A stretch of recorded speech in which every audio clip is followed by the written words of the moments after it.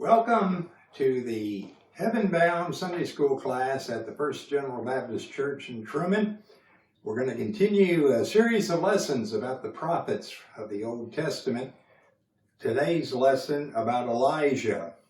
And we're going to talk a little bit about Elijah before we get into the printed scripture. We know that Elijah was an ordinary man. He was an obedient man. He was an ambassador, and he was called of God. He was an ordinary man, and that's not said in a disparaging way. He was a man just like you or me, but he was, as I said earlier, called of God. And I think this shows that God will use anyone in any situation, but he's just going to use what we would call today everyday people. He was an obedient man. He did what God asked him to do. He went wherever God sent him. He spoke whatever words that God gave him to speak. God does not use people who are not going to be respectful for God and not going to respect God's authority. As an ambassador, he was God's spokesman. And as a man that was called of God, he was chosen by God. Elijah didn't sign up somewhere to be a prophet. God called him. Not because he was the smartest man or not because he was the bravest man. It was God's decision. God knew Elijah's heart, and he knew that Elijah could be that ordinary, obedient ambassador and called of God man that he wanted him to be. And when we read our scripture today and talk about it, we're going to realize that Elijah was also a very courageous man.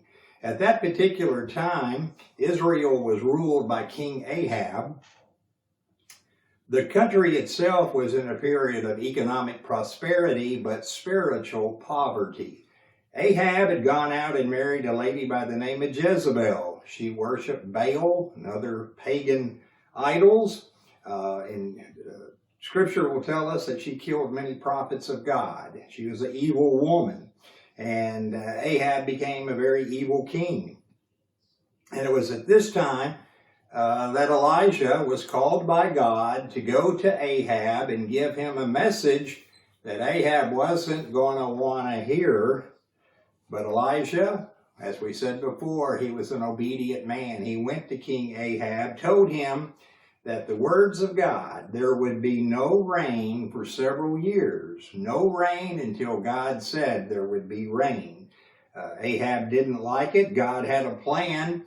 He told Elijah to hide near the Jordan River, a place called Kerith Brook. He said, you're going to get water from that brook, and you're going to be fed by ravens every morning and every evening. That's where you're going to get your food, your water from Kerith Brook and food from the ravens. Well, there was no rain, as we said earlier, going on. Eventually, the water went dry. God sent Elijah to the city of Zarephath. He said, you go there, there's going to be a widow in that town, and she'll feed you and take care of you during this famine.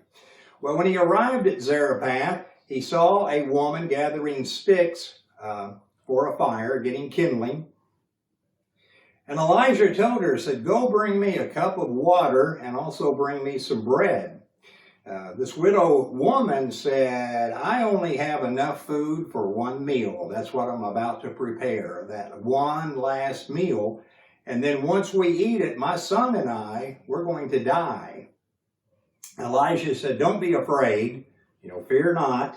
Go ahead and prepare that meal. Prepare my meal for you.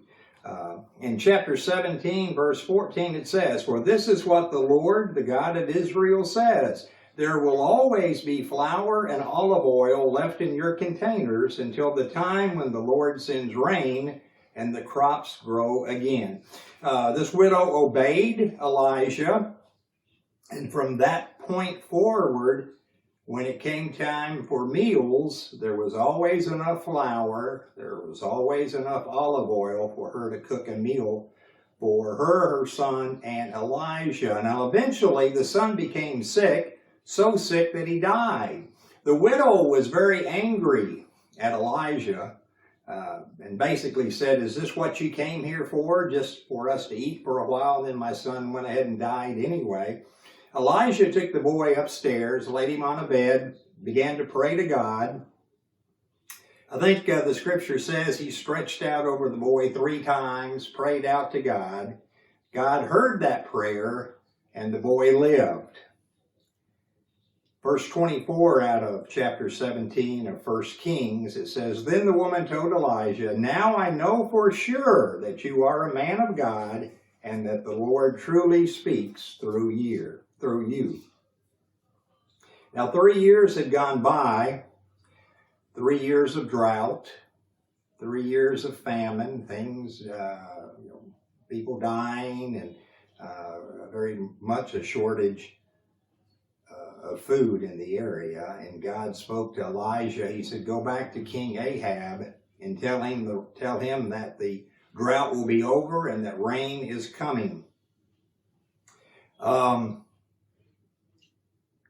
That's where we're going to head into our printed scripture, and I'll read that. Obviously, after 3 years of no rain, the famine had just worsened and worsened, to the point that Ahab got his palace administrator, a man by the name of Obadiah, who scripture tells us was a devout believer in God.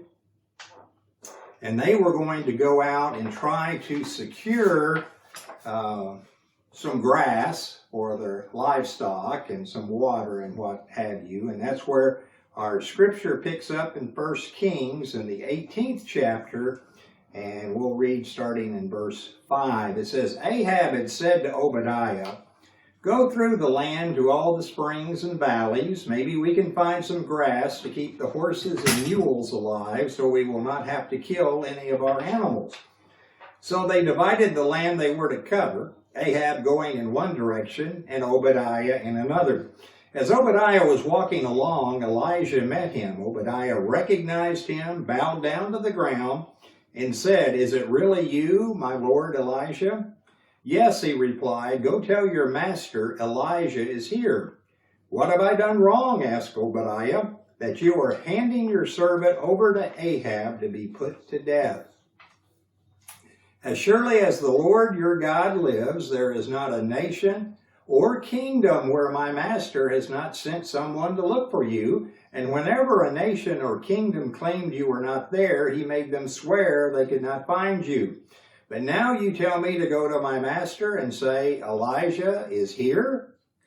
I don't know where the Spirit of the Lord may carry you when I leave you. If I go and tell Ahab and he doesn't find you, he will kill me. Yet I, your servant, have worshipped the Lord since my youth. Haven't you heard, my Lord, what I did while Jezebel was killing the prophets of the Lord? I hid 100 of the Lord's prophets in 2 caves, 50 in each, and supplied them with food and water. And now you tell me to go to my master and say, Elijah is here. He will kill me.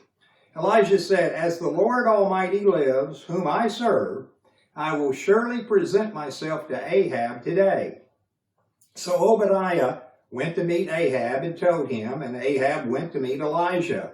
When he saw Elijah, he said to him, Is that you, you troubler of Israel? I have not made trouble for Israel, Elijah replied, but you and your father's family have. You have abandoned the Lord's commands and have followed the Baals. So Ahab and Obadiah, they go out in the land near the palace, and he said, we have to search, we have to find grass to keep the horses and mules alive.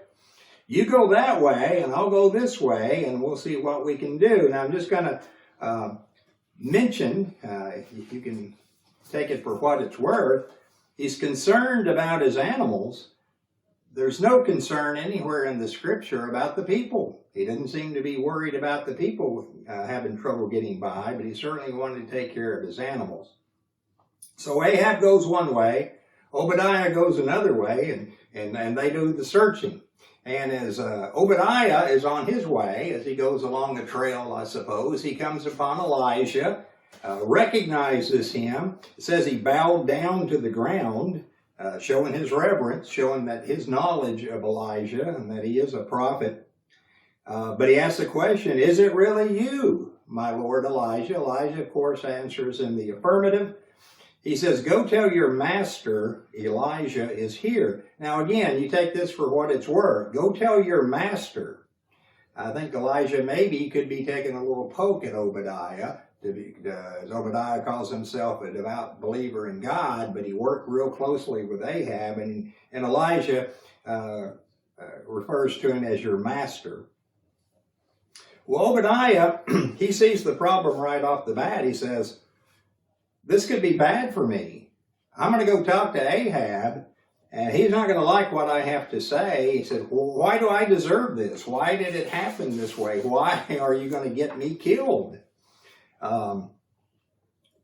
Obadiah explains to Elijah, during these 3 years, Ahab has sent people to every nation, every kingdom, asking them if Elijah is there, even to the point that he made them sign documents swearing to the fact that Elijah wasn't there. Now, this could be some hyperbole on his part. Did he really go to every nation or kingdom? I don't know.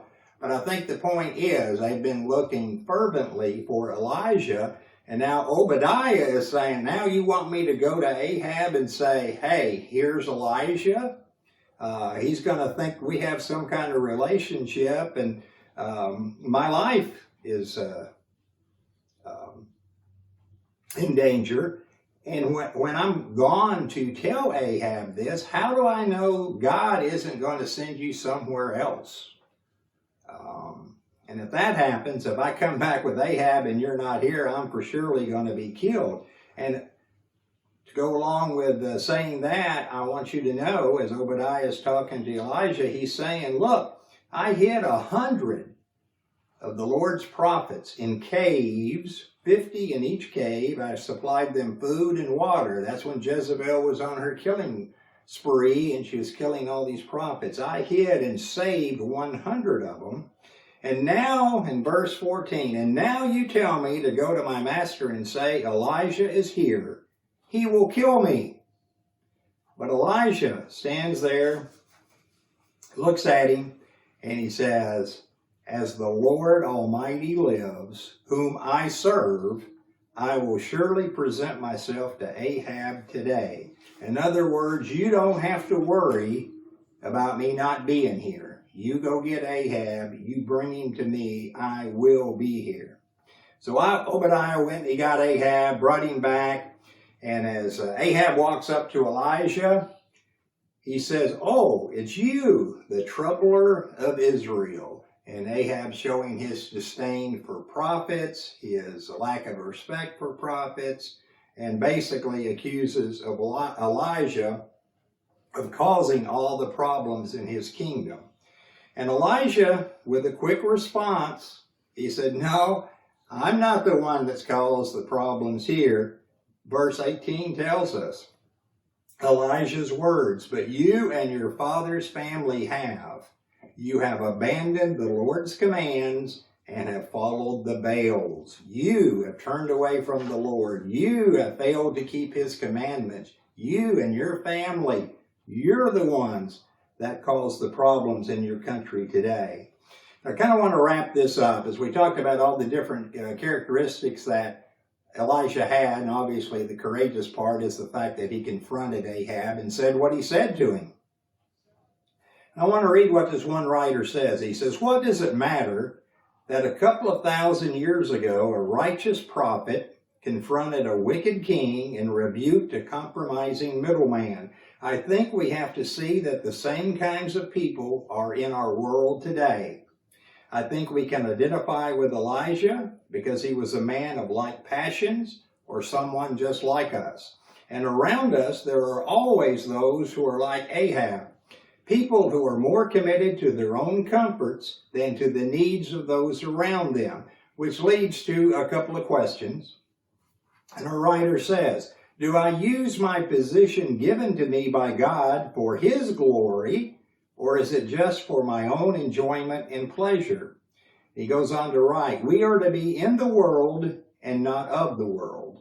We are to be salt and light, both permeating the darkness and exposing it for what it is. And so, the final question, are we where we are to change the world, or is the world changing us?